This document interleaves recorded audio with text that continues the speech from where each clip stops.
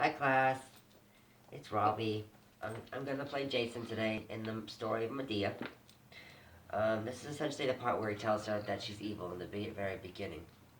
I'm gonna read two parts from the beginning. This is not the first time I have often observed that a fierce temper is an evil that leaves you no recourse. You could have stayed here in this land. You could have kept your home by simply acquiescing in the plan of those who are greater. You are now in exile because of your own foolish words. To me, it makes no difference. You can keep on calling Jason the very worst of men. However, the words you spoke against the royal family, well, consider the gain nothing worse than exile in your own punishment. As for me, I wanted you to stay.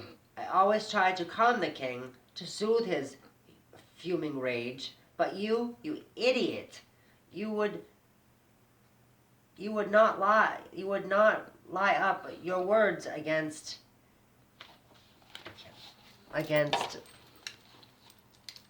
sorry guys, against the royal family. That's why you are now in exile. All the same, I won't lie down with my loved ones. I have come here looking out for your just woman so you can be without the things you need when you go into so that you won't be without the things you need when you go into exile with the children. You'll need money. Banishment means hardship. However much you hate me, I could never wish you any harm. The next verse I'm going to read is pretty much just after Medea speaks and then he speaks again. It seems that I must have a way with words, and like a skillful captain, reef my sails in order to escape the gale that blows without break. Your endless and tried language that endless, tired harangue. The way I see it, woman, since you seem to feel that I must owe you some huge favor, it was Cyprus, no other good or mortal, who saved me on my voyage. Yes, your mind is subtle, but I must say, at the risk of stirring up your envy and your grudges, Eros was the one who forced your hand. His arrows, which are inescapable, compelled you to rescue me. But I won't put too fine a point on that. You did support me.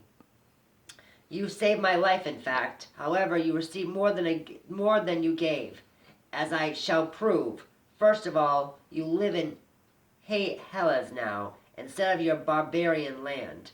With us, you know what justice is and evil laws. No more brute force. And every single person in Hellas knows that you are wise. You are famous. You'd never have had that kind of reputation if you were living at the edge of nowhere. As for me, I wouldn't wish for gold or for a sweeter song than Orpheus unless I had the fame to match my fortune. Enough about my struggles. You're the one who started this debate.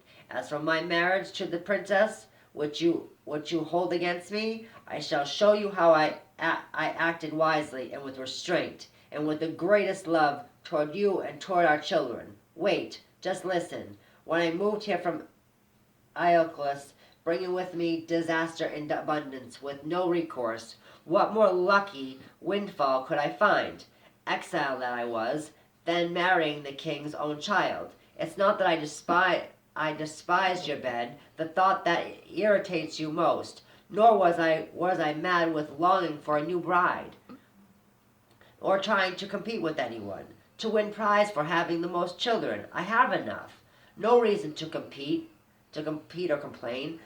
My motive was the best, so would live well, and not be poor. I know that everyone avoids a needy friend. I wanted to raise sons in style that fits my family background.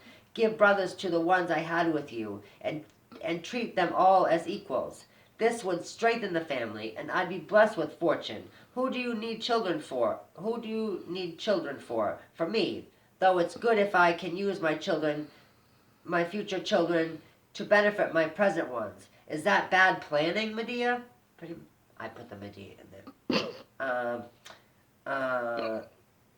If you weren't so irritated about your bed, you'd never say it was. But you're a woman, and you're all the same. If everything goes well between the sheets, you think you have it all.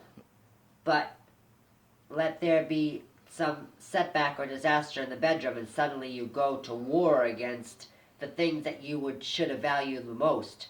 I mean it. Men should really have some other method for getting children. The whole female race should not exist. It's nothing but a nuisance.